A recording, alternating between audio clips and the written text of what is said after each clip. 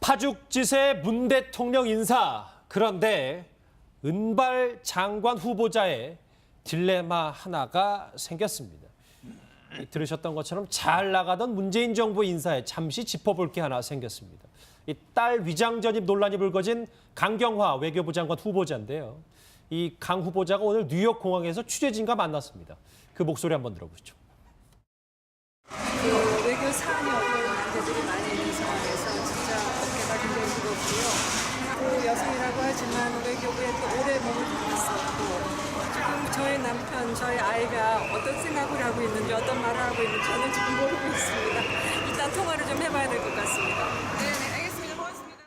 통화를 좀 해봐야 될 것 같다. 저 영상 보시면 그래도 고위 외교 간부인데도 불구하고 청남방에 저 샌들에 그리고 여행 가방 밀면서 저렇게 입국장으로 대단히 편안하게 나오는 모습도 있어요. 근데 트레이드 마크가 저 은발머리라는데 교수님, 저게 유엔에서 이런 다음에는 일하고 난 뒤부터는 염색을 전혀 하지 않았다면서요? 그렇습니다. 우리 국내에서는 뭐 이렇게 외모라든지 복장에 대해서 굉장히 신경을 많이 쓰게 또 그런 문화가 있지 않습니까? 그러나 뭐 유엔에 가면은 이제 다국적 을 가진 분들 또 여러 인종들이 같이 일을 하기 때문에 피부 색깔이나 뭐 머리 색깔 이런 거로서 뭐 선입견을 갖거나 그걸로서 능력을 평가하거나 업무 연관성과 관계없는 이야기를 하지는 않기 때문에 당당하게 자기 모습 그대로 자기 업무에 정진할 수 있었다 그런 이야기라고 봅니다. 예. 그렇기 때문에 이제 유엔이 갖고 있는 그런 국제사회의 규범이나 국제사회의 그 관계성 속에서 자신이 편하게 일했고 일을 잘했다. 그거 내 외모하고는 아무 관계없는 일이다. 이런 것을 이제 강조하는 모습이 아닌가 이렇게 보입니다. 예, 이종구 실장님 네. 사실 이번 인사도 굉장히 파격이다 이런 수식어들이 지금 따라붙고 있는데 그만큼 또 논란이 되는 부분도 있는 것 같아요. 그렇습니다. 워낙에 지금 뭐 최초, 최고 이런 수식어들이 따라붙고 있죠. 그 외교부가 굉장히 남성 중심적 뭐 좀 그런 어떤 분위기도 있고 또 아까 그 검찰은 기수라지만 사실상 외무고시 위주의 어떤 고시 위주의 그런 문화가 있는데 그중에서 비고시 출신의 최초의 여성 장관 내정자입니다. 근데 이게 국내만이 아니라 사실 국제 무대, 유엔이라는 국제 기구 속에서의 그 우리나라 한국인으로서는 굉장히 높은 직위에 그런 이 스스로 그것도 개척을 해서 높은 직위에 있었고 또 사무총장 3명의 사무총장으로부터 또 총애도 받는 그런 능력을 인정받는 그런 분으로서 되게 이제 어저께 비춰졌는데 문제는 그러자마자 사실 조현옥 인사수석이 스스로 기자들한테 이제 밝힙니다.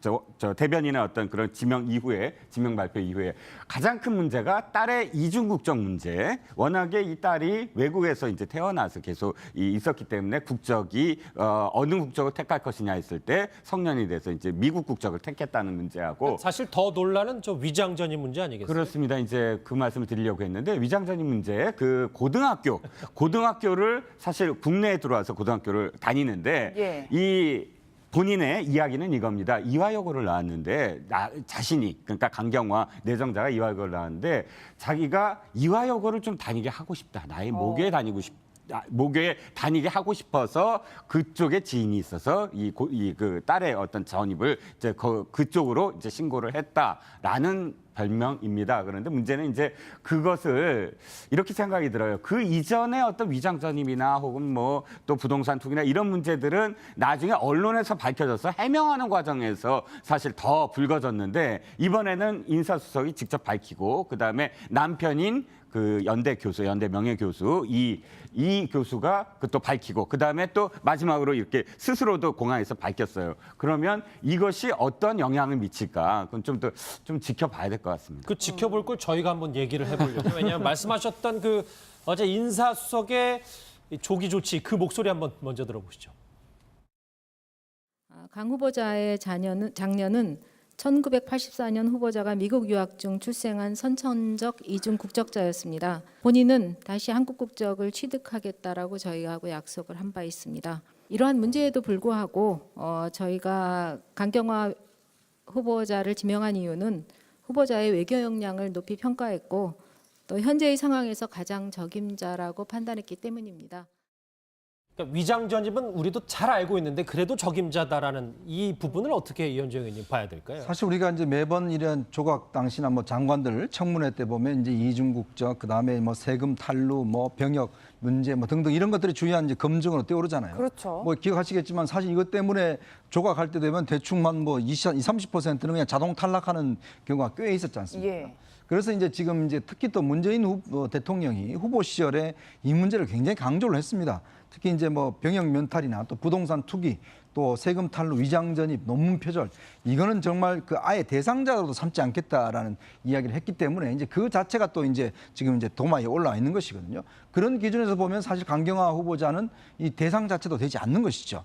이제 그럼에도 불구하고 했다는 것은 이제 좀 참작할 이유가 있다. 이건 뭐냐면 예를 들어서 이중국적 같은 경우도 이 남자의 경우에 병역을 면탈하기 위해서 이중국적을 가졌다. 이러면 좀 상당히 문제가 될 텐데. 그건 아니니까. 그거보다는 좀 이제 그냥 거기서 태어나서 자라서 했던 문제가 있고 위장 전입은 어떤 면에서 이런 문제가 될 수가 있어요. 왜냐하면 이제 뭐 고등학교 문제인데 이건 또 한편으로 보면 또 예를 들어서 아주 뭐 좋은 학교, 아주 그냥 뭐 특별한 이런 것보다는 본인이 나온 학교에 이제 딸이 이제 가고 싶기 때문에 그 어떤 그 위장 전입을 했다라는 것이기 때문에 좀 고려의 대상은 될 텐데 어쨌거나 이거는 사실은 뭐 문 대통령이 강조해 왔던 인사 원칙을 어긴 것이기 때문에 이걸 과연 우리 국민들이 어떻게 바라볼지 또 국회에서는 어떻게 할지 이거는 이제 청문회 때 이제 그 따져보게 되겠죠. 그리고 그동안 사실은 야당이 굉장히 이 문제에 대해서 예전 같은 경우는 세게 이야기를 했습니다. 그래서 아마 이번에도 과연 이 문제를 여당이 그냥 세게 이야기를 할지 한 번 더 지켜볼 대목이라고 할 수 있겠습니다. 예, 허 교수님 그런데 또 이런 부드러운 반응이 있는가 하면은 또 일각에서는 위장 전입 자체가 잘못된 건데 본인이 인정하고 정부가 인정한다고 해서 받아준다면 앞으로 장관 후보자들 다 본인이 인정하면 저희가 뭐 넘어가야 되느냐 뭐 이런 지적들도 있어요. 예, 그런 지적 충분히 뭐 하실 수 있다 보고요. 더군다나 이런 원칙에 대해서 이제 문재인 대통령이 후보 시절에 강하게 또 말씀한 적이 있기 때문에 그것이 지금 이제 대통령께는 좀 부담으로 다시 작업오는 그런 얘기하긴 한데 문제는 이제 우리가 그 과거에 군사 독재 정권 시절에 포스터 중에 표 중에 유명했던 게 자수하여 강명 찾자 이런 얘기 했지 않습니까? 이건 아마 그런 느낌으로 이미 막 이실직고한 게 아닌가 이렇게 보이는데요. 그러니까 자수하면 광명이 좀 찾아진다는 말씀. 그렇죠. 근데 이제 이 사안이 강명을 줄 만한 사안인지 아닌지는 이제 국민들과 야당 의원들이 판단할 거라 봅니다. 방금도 말씀이 계셨지만은 이중국적을 가져서 남자들이 병력을 멘탈하려고 하면은 그 이중국적은 굉장히 나쁜 거죠. 그렇지만 이런 경우는 이제 그런 경우는 아니다. 그리고 이제 미국은 속지주의 아닙니까? 거기서 태어나면 무조건 국적을 주는 그런 이제 체제이기 때문에 이제 거기서 태어났기 때문에 미국 국적을 갖게 됐던 그런 문제고 뭐 그럼에도 불구하고 어쨌든 이중국적은 맞고요. 그 다음에 이제 위장 전입은 이제 학교 때문에 위장 전입하는 경우가 있지만은 또 지금까지 주로 문제됐던 건 부동산 투기, 뭐 아파트를 분양받기 위해서 그동안 위장 전입을 많이 했었거든요. 근데 이제 이런 그런 뭐 불법적인 재산 증식을 위한 것은 아니니까 그것보다는 좀 경미하지만 어쨌든 잘못은 잘못이고, 근데 이제 당사자들이 시인했고 청와대도 시인했고 또 당사자는 시인과 더불어 사과도 했고, 그래서 이 부분에 대해서는 결국은 이제 야당의 청문회 과정과 그리고 국민들의 여론에 의해서 뭐 판단될 수밖에 없다 이렇게 봅니다. 저희가 국민의 여론을 조성하는 거니까 일단 두 분은 잘못된 건 분명한데 어느 정도 참작은 될 것이다. 뭐 그 그렇죠. 부분도 그렇고 먼저 이제 그 청와대에서 미리 얘기를 했기 때문에. 그럼요. 그래서 그 표처럼 자수하여 강명을 찾으려고 하는 거니까 국민들이 강명을 줄지 안 줄지는 기다려볼 수밖에 없지 않나 이렇게 근데 이제 말씀하셨던 부분, 이제 문재인 대통령 후보 시절에 본인은 5대 비리는 공직자 등용을 절대 하지 않겠다 이런 얘기를 했었는데 그 목소리 한번 들어보시겠습니다. 병력 멘탈, 부동산 투기, 세금 탈루, 위장 전입, 논문 표절의 5대 비리 행위자는 고위공직 임용에서 철저히 배제하겠습니다.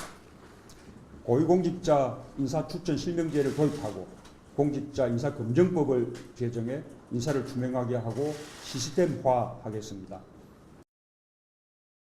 강경화 후보자에 대해서 자녀의 미국 국적, 위장 전입 문제를 알면서도 지명한 것은 문재인 대통령이 스스로 했던 5대 비리 관련자 원천 배제 약속을 저버린 것으로 매우 유감스럽게 생각합니다. 문재인 대통령의 저 후보 시절 발언을 저 김동철 저 대표가 저렇게 받은 거예요. 네, 그렇습니다. 사실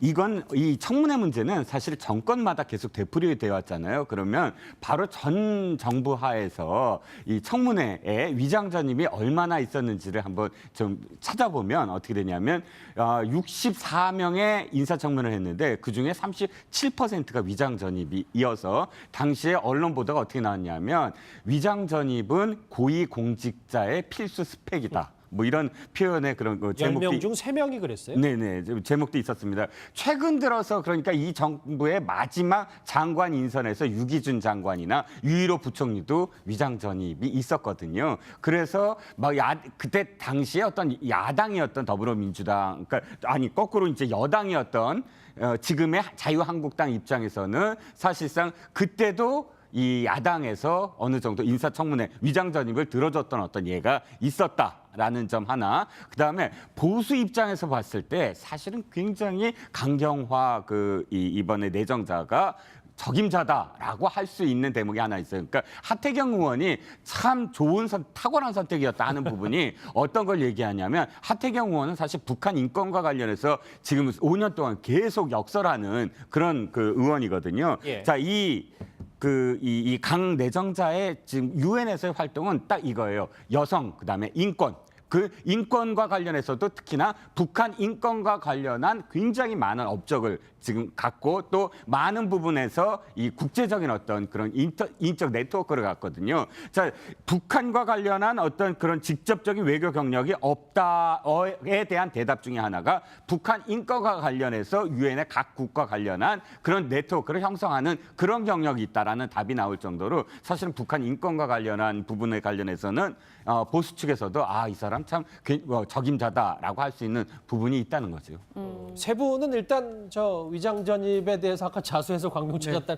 세 분은 조금 비슷한 생각이신가요? 청문회 때 밝혀질 일이지만 지금 엄청 큰 결격사는 아니다. 박준 변호사는 어떻게 보십니까? 이중 국적은 이제 도덕적 문제지 사실은 법적 문제는 아니고요. 또 여성이기 때문에 조금 다른 측면이 있는데 위장 전입은 법적인 문제가 될 여지가 사실 있는 상황이고요. 근데 이게 사안이 조금 간단했기 때문에 아마 먼저 발표를 했는 거로 생각이 들어요.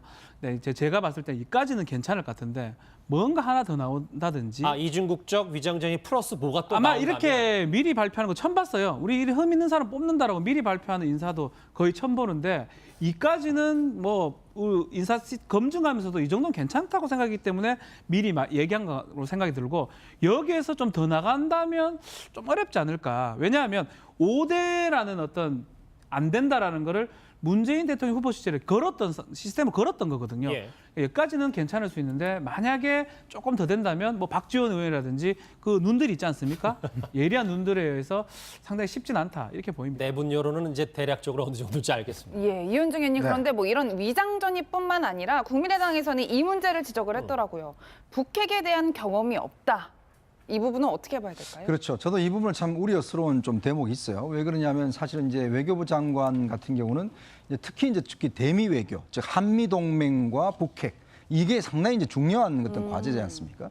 그런 면에서 본다라면 지금 이제 그 강경화 후보자 같은 경우는 외무고 출신이 아니고 또 이제 이 북핵과 관련된 이런 일들을 해보지를 않았어요. 그러니까 북한 전문가가 아닌 거잖아요. 그렇죠. 북한 전문가도 아니고 이제 외교적으로 이제 미국 전문가도 아니고 특히 이제 유엔 외교, 즉 다자 외교에 이제 어떤 해왔던 분이기 때문에 실제로 지금 우리가 치열한 어떤 미국과 또 북한 이런 문제들을 외교 무대에서 다루고 논의를 해야 되는데 과연 그 부분에 대해서 전문성이 얼마나 있겠는가라는 문제고 또 이렇게 될 경우에는 한편으로 보면 외교부 장관이 이 문제를 제대로 하지 못하면 휘둘릴 가능성이 있습니다. 예를 들어서 이제 청와대라든지 이런 데 많이 휘둘릴 가능성이 있는데 지금 뭐 청와대에 보면 옥상옥에 지금 모실 분들이 꽤 있어요.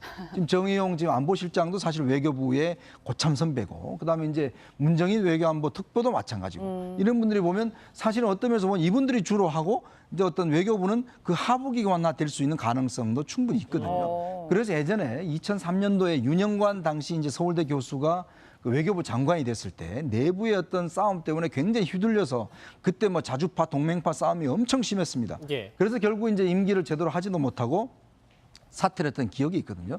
그러면서 볼 때는 이 외교 공무원들을 장악을 하고 이런 이니시티브를 좀 잡아 나가기 위한 그런 어떤 능력과 그다음에 어떤 문제를 핵심을 좀 바라보는 능력 이런 것들이 좀 부족하지 않는가라는 게 지금 제기고 저도 사실 그 부분에 조금 이 문제가 있을 가능성이 높다라는 게 그러니까 제기됩니다. 북한 전문가 이 문제보다 오히려 외교부 장악력이 떨어질까 그게 더 장악력도 걱정됐다는 떨어지고 이 말씀이십니까? 장악력이 떨어지면서 외교 안보에서 외교부 장관이 뭔가 북한 문제나 미국 문제를 가지고 어떻게 이제 잘 접근해 갈 것인가 이 문제도 사실은 좀 휘둘릴 수 있는 가능성 저는 그 엿보고 있습니다. 이런 여러 지적에 대해서 오늘 뉴욕 공항에서 강경화 후보자 이렇게 얘기했습니다. 들어보시죠.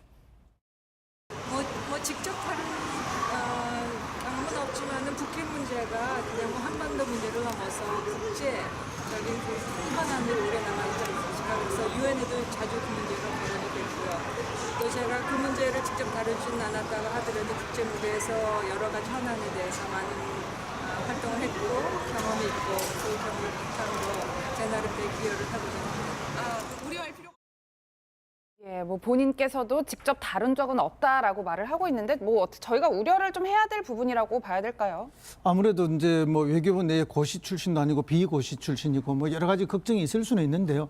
이제 맨 처음에 그 김대중 대통령 정부에서 이제 특채대 들어갔을 때는 외교부 내부에서도 약간 시기와 질투가 있었던 것은 뭐 지금도 이야기가 나오는 게 사실입니다. 더군다나 여성이었고 비외모고시 출신인. 그러나 이제 그 이후에 경력이 점점 커졌고 그리고 심지어는 뭐 3대에 걸쳐서 유엔 사무총장들이 경력을 인정해서 그 능력으로 계속 발탁된 그런 분 아닙니까? 그렇기 때문에 이제 그런 그 걱정은 조금 기우가 아닌가. 오히려 이제는 이제 나이와 경륜을 통해서 충분히 외교부를 장악할 만한 그런 경험을 쌓았다고 보고요.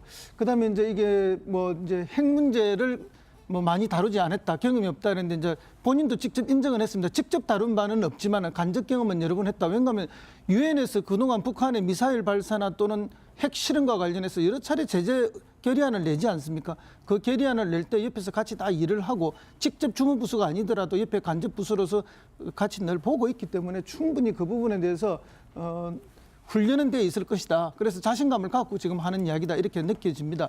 그리고 뭐 또 외교라든지 핵 문제라든지 이런 것이 외교부 장관 혼자 하는 것이지 아니지 않습니까? 국방부와 그다음에 또 국정원과 통일부와 이렇게 집단적으로 논의하고 거기서 난 결정을 통해서 해 나가는 것이 일인데 그걸 뭐 외교부 장관 혼자 하는 일은 아니기 때문에 그 부분은 크게 염려할 것은 없다. 지금 물론 이제 청와대에도 외교부 출신의 안보실장이 와 있지만은 1차장이나 2차장 중에서는 그래 되면 또 국방부 출신이 올 수밖에 없거든요. 예. 그리고 국방부 출신의 많은 장군이나 영관급 중에서 파견을 나와서 함께 일을 하기 때문에 큰 걱정은 안 하셔도 되지 않을까 이렇게 봅니다. 앞으로 군 출신 인사가 어떻게 되는지도 좀 봐야 되니까요. 근데 이종우 실장님, 네네.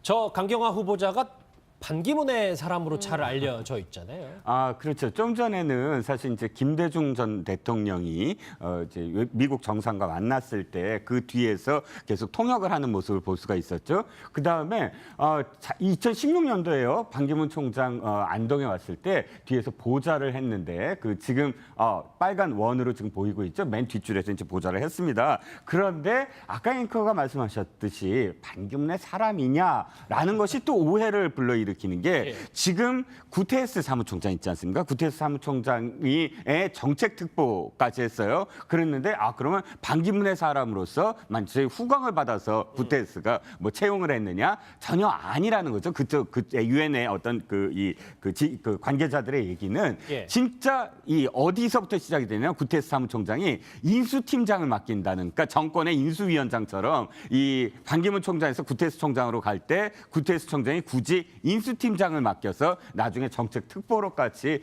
이렇게 지명을 하는 그럴 정도의 신임을 얻었다. 그러니까 자신의 실력이지 그것이 뭐 후광이 아니었다라는 어떤 평입니다. 예, 박 변호사님 네. 그런가 하면 김동연 경제부총리 후보자도 MB맨으로 사실 잘 알려져 있는데 이분의 스토리도 굉장하더라고요. 뭐 입지전적인 인물이고요. 11살 때 청계천 무허가 가장이라고 보면 될 것 같아요. 11살 때 아버지를 여의고 청계천에서 살다가 그것도 철거되는 바람에 사실 그러다가 행정고시가 돼가지고 사실 MB 때 또 박근혜 정부 초기 때 국무조정실장을 했습니다. 2013년도에 국무조정실장을 했었는데 그 당시에 28이던 큰 장남이 이제 백혈병으로 사망하게 되는데 그렇죠. 아무한테도 그걸 사실을 알리지 않고 예. 장례를 치르고 저녁 때 와가지고 당시 원전 비리 대책을 또 발표를 했었거든요. 부고도 내지 않았고요. 사실 그래가지고 주위 사람들의 마음을 아프게 했고 사실은 아버지의 마음이 얼마나 아프겠습니까? 그렇죠. 그래서 옆에 보던 사람이 정말 국무조정실장으로서 최고의 적임자가 아니었나.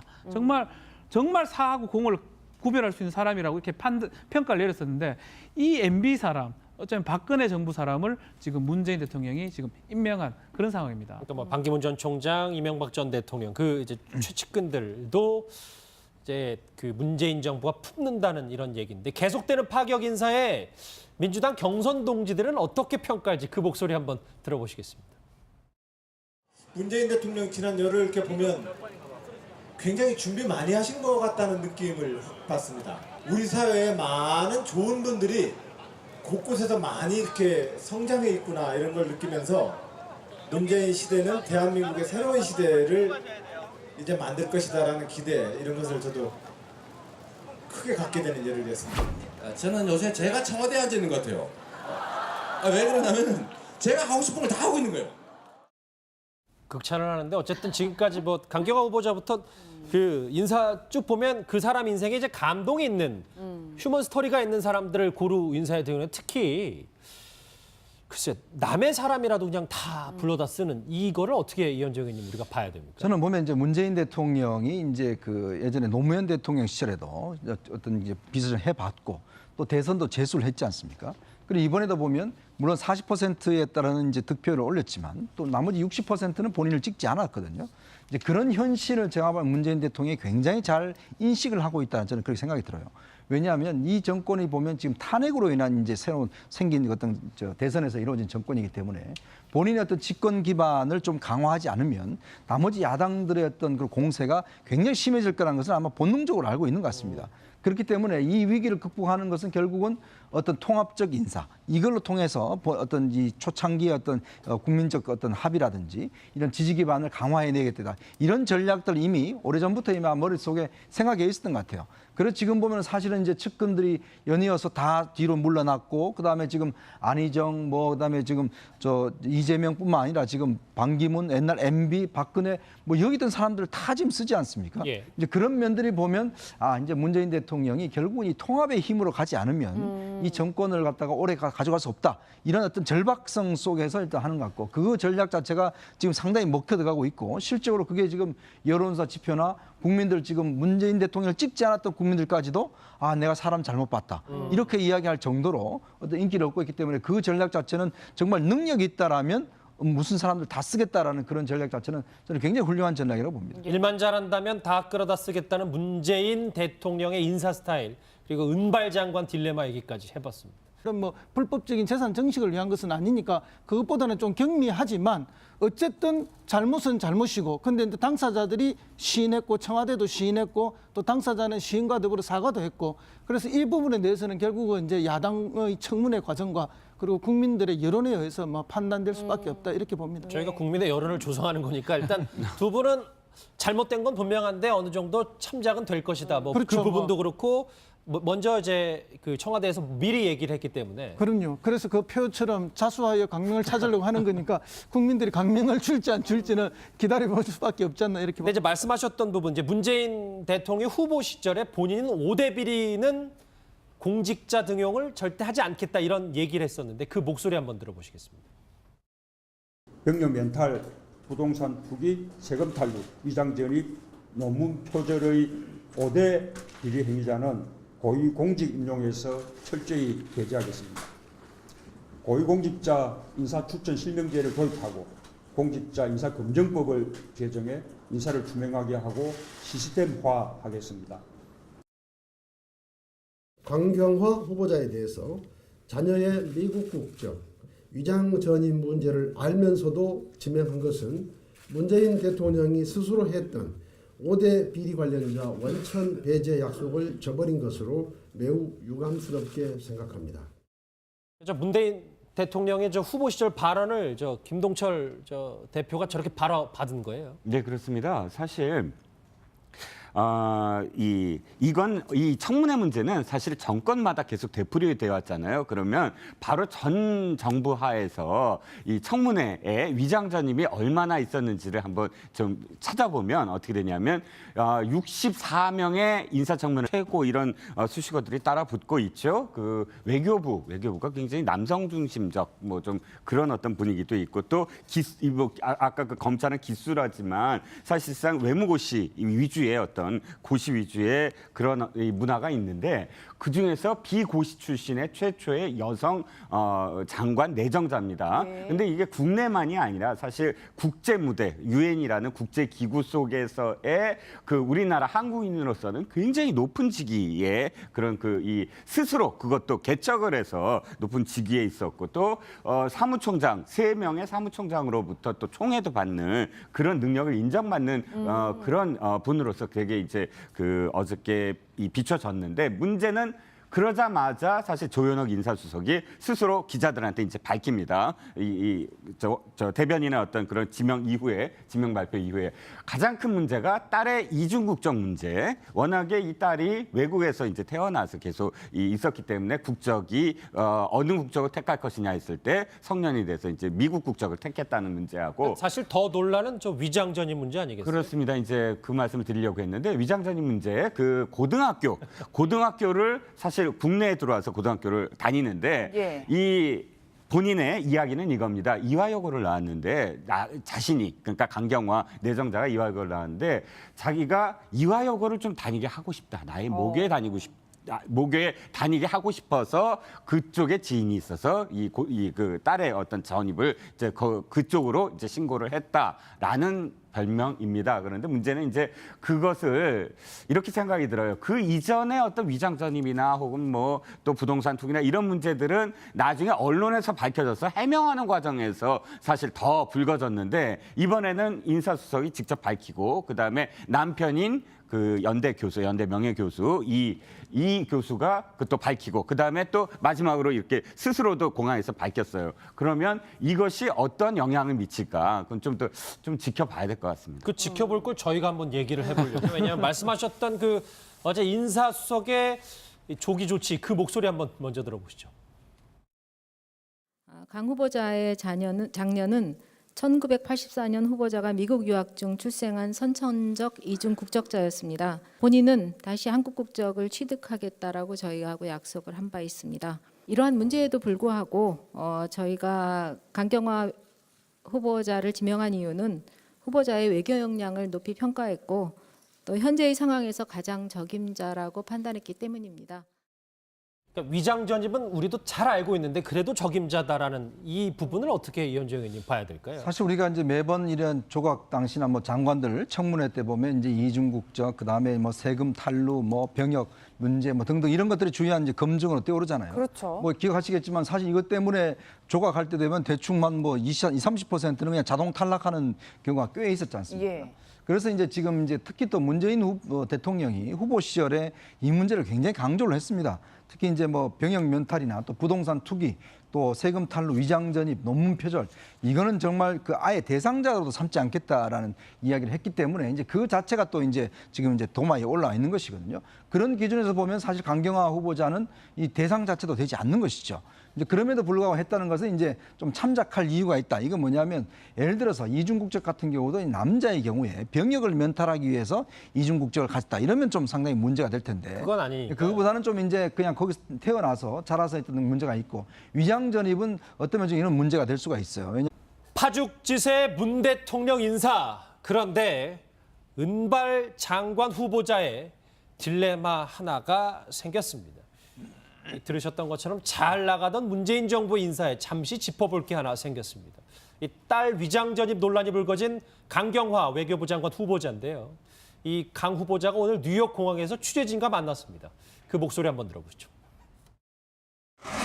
외교 사안이 어려운 문제들이 많이 있는 상황에서 진짜 어깨가 굉장히 무겁고요.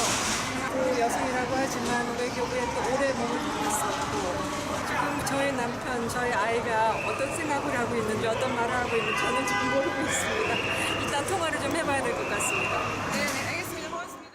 통화를 좀 해봐야 될 것 같다. 저 영상 보시면 그래도 고위 외교 간부인데도 불구하고 청남방에 저 샌들에 그리고 여행 가방 밀면서 저렇게 입국장으로 대단히 편안하게 나오는 모습도 있어요. 근데 트레이드 마크가 저 은발머리라는데 덕 교수님, 저게 유엔에서 이런 다음에는 일하고 난 뒤부터는 염색을 전혀 하지 않았다면서요? 그렇습니다. 우리 국내에서는 뭐 이렇게 외모라든지 복장에 대해서 굉장히 신경을 많이 쓰게 또 그런 문화가 있지 않습니까?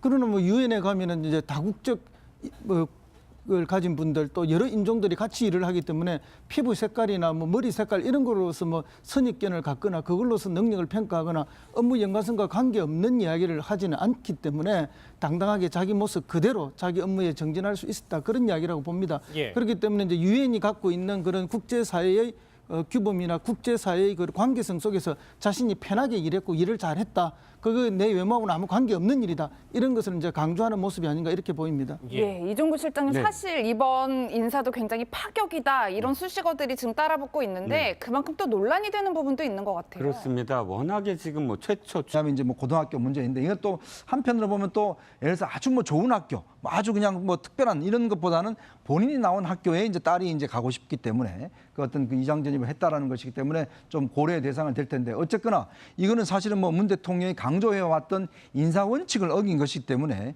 이걸 과연 우리 국민들이 어떻게 바라볼지 또 국회에서는 어떻게 할지 이거는 이제 청문회 때 이제 그 따져보게 되겠죠. 그리고 그동안 사실은 야당이 굉장히 이 문제에 대해서 예전 같은 경우는 세게 이야기를 했습니다. 그래서 아마 이번에도 과연 이 문제를 여당이 그냥 세게 이야기를 할지 한 번 더 지켜볼 대목이라고 할 수 있겠습니다. 예, 허 교수님 그런데 또 이런 부드러운 반응이 있는가 하면은 또 일각에서는 위장 전입 자체가 잘못된 건데 본인이 인정하고 정부가 인정한다고 해서 받아준다면 앞으로 장관 후보자들 다 본인이 인정하면 저희가 뭐 넘어가야 되느냐 뭐 이런 지적들도 있어요. 예, 그런 지적 충분히 뭐 하실 수 있다 보고요. 더군다나 이런 원칙에 대해서 이제 문재인 대통령이 후보 시절에 강하게 또 말씀한 적이 있기 때문에 그것이 지금 이제 대통령께는 좀 부담으로 다시 차가오는 그런 얘기하긴 한데 문제는 이제 우리가 그 과거에 군사 독재 정권 시절에 포스터 중에 표어 중에 유명했던 게 자수하여 강명찾자 이런 얘기 했지 않습니까? 이건 아마 그런 느낌으로 이미 막 이실직고한 게 아닌가 이렇게 보이는데요. 그러니까 자수하면 광명이 좀 찾아진다는 말씀. 그렇죠. 근데 이제 이 사안이 강명을 줄 만한 사안인지 아닌지는 이제 국민들과 야당 의원들이